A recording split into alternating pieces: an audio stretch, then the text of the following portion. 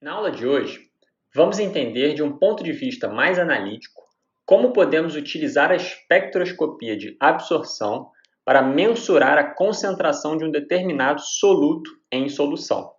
Essa estratégia é muito utilizada para a dosagem de proteínas e ácidos nucleicos, etapa fundamental para a execução de experimentos. Considerem uma cubeta com determinada quantidade de material de interesse, onde existe a necessidade de se aferir a concentração.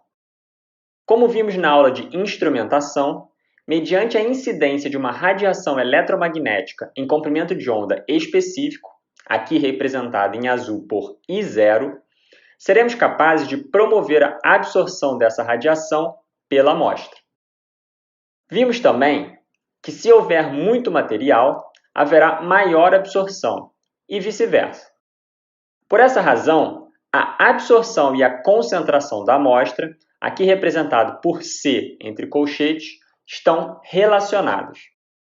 Os fótons que não sofrerem absorção pelo material a ser aferido sairão com intensidade I, aqui representado em vermelho.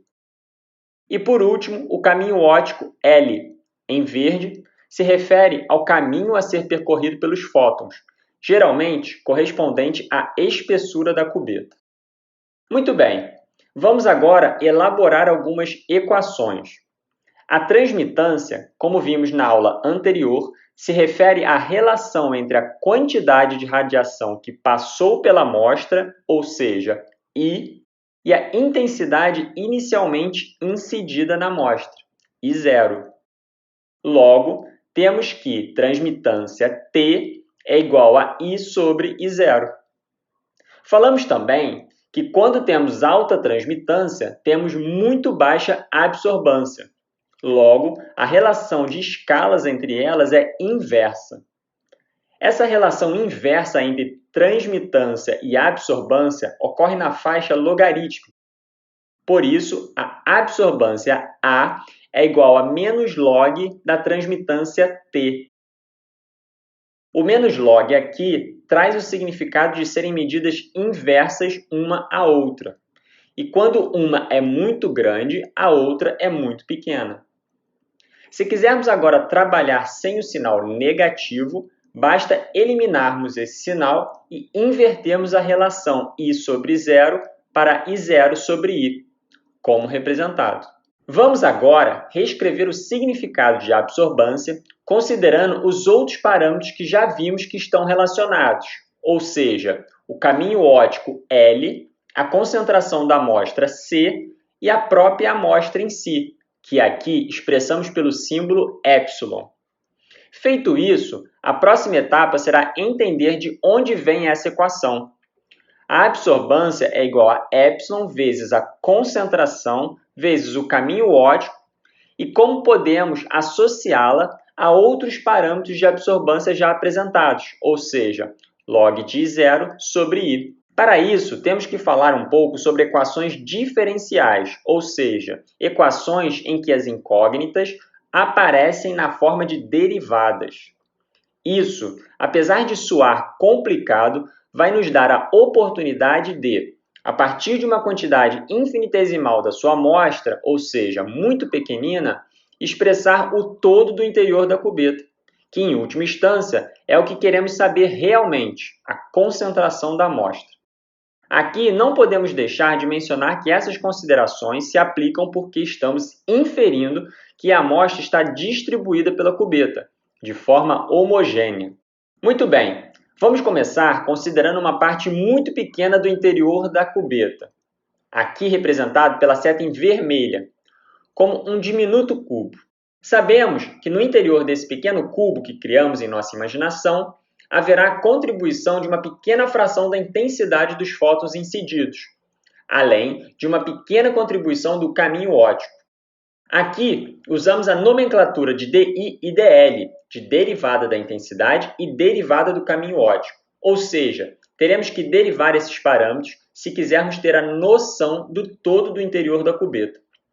Como uma analogia, a derivada seria como se pudéssemos completar todos os espaços dessa cubeta com outros pequeninos cubos, para que pudéssemos analisar a taxa de variação de cada um deles para melhor representar o todo, ou seja, a cubeta por completo.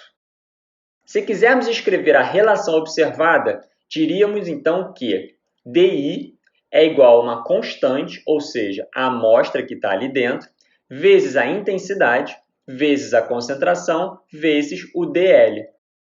Vamos agora remanejar a intensidade em vermelho para o outro lado da equação e integrar os dois lados dessa equação.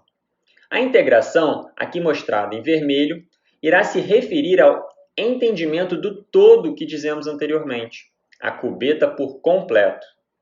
Por isso que colocamos os parâmetros abaixo e acima do símbolo de integral, referindo que queremos integrar de intensidade I0 até a intensidade I e do caminho óptico 0 até o caminho óptico L, ou seja, o valor todo da cubeta.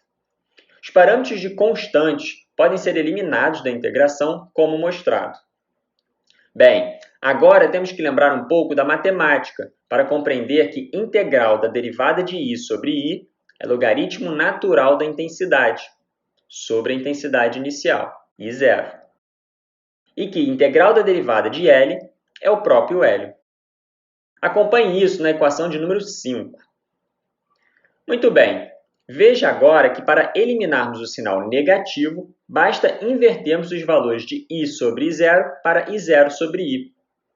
Sabemos também que a relação entre logaritmo natural, ln, e o de base 10, log, estão correlacionados de forma linear. Portanto, para substituir ln para log, basta adicionarmos uma constante do outro lado da equação, aqui representado em amarelo por k. Por último, podemos simplesmente substituir k e a constante pelo valor de epsilon, pois é um parâmetro que expressa a propriedade da amostra. Vejam que resolvemos essa equação diferencial e chegamos ao entendimento da absorbância, tanto em termos das intensidades inicial e final, quanto em termos dos parâmetros da cubeta, como o caminho óptico L e a amostra propriamente dita, que aqui estão representadas pelo epsilon e a concentração. Agora que melhor compreendem as relações entre as intensidades da radiação eletromagnética com os parâmetros da cubeta e a concentração da nossa amostra, podemos utilizá-las para aferir a concentração de biomoléculas, como proteínas e DNA, e, é claro, as pequenas moléculas, uma prática que é muito comum em laboratórios de pesquisa. A lei de Beer-Lambert é muito útil para estimar a concentração dessas biomoléculas em solução, mas algumas limitações devem ser apresentadas. Uma delas é o componente não linear da absorbância em função da concentração da amostra, como pode ser evidenciado no próximo slide. Relembrando das cubetas de rodamina da aula anterior, quando um feixe de radiação é totalmente absorvido pela amostra, a linearidade observada entre o aumento da concentração e a absorbância é perdida. Ou seja, não importa o quão aumentarmos a concentração da amostra, sua absorbância não irá mais variar. Isso pode ser observado no gráfico. Dessa forma, existe uma faixa ótima, a faixa linear, para que a estimativa da concentração da espécie de interesse seja calculada de forma acurada. A melhor maneira de se encontrar essa faixa de confiança é por meio da realização de uma curva crescente de concentração, com alguma espécie fácil de se obter, a conhecida curva padrão, ou por meio da medida dos valores de absorbância em duas diluições distintas do seu próprio material. Se houver, por exemplo, uma diluição de 10 vezes do seu material, o valor de absorbância também deverá respeitar essa proporção de 10, quando comparado antes e após a diluição. Outro ponto importante a mencionar é a acurácia desse método espectroscópico, ou seja, quanto que a estimativa da concentração é representativo da realidade. Por razões de imprecisões variadas, algumas delas discutidas na aula de larguras de linha, os métodos de aferição da concentração por absorbância apresentam uma variância para mais e para menos. Costumamos considerar como uma prática do laboratório variância entre 5 a 10% para mais e para menos nessas medidas. Isso significa que a dosagem de uma proteína, por exemplo, que te forneceu 20 micromolar, você pode estar na faixa de 18 a 22 micromolar.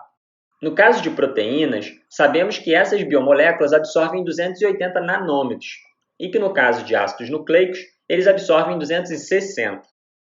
Algumas proteínas, porém, não absorvem 280 nanômetros e por isso outras faixas de comprimento de onda podem ser utilizadas para aferir a concentração.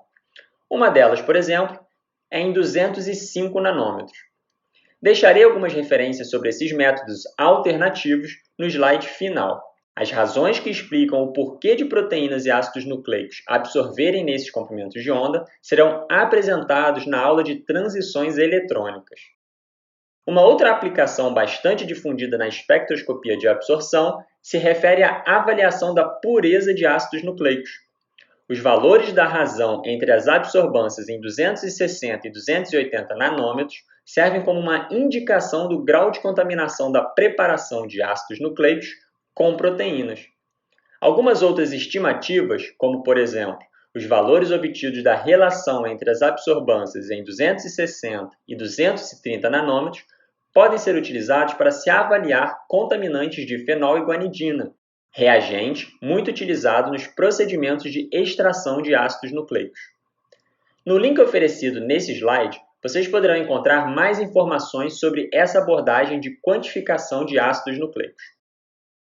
Por último, vale destacar que o coeficiente de extinção molar é uma propriedade intrínseca da espécie em estudo e está relacionada à facilidade que um determinado feixe de radiação tem para penetrar na amostra. Para proteínas, por exemplo, apenas os aminoácidos triptofano e tirosina contribuem para o cálculo desse coeficiente. Muitas plataformas online disponibilizam os algoritmos para o cálculo desses coeficientes, tanto para proteínas quanto para ácidos nucleicos. Deixei 2 links para que possam ter conhecimento dessas ferramentas e mais alguns links de interesse nos slides de referência. Muito bem, pessoal. Na aula de hoje, nos debruçamos em alguns pontos importantes sobre a definição da lei de Beer-Lambert e exemplificamos suas aplicações mais rotineiras. Até a próxima aula!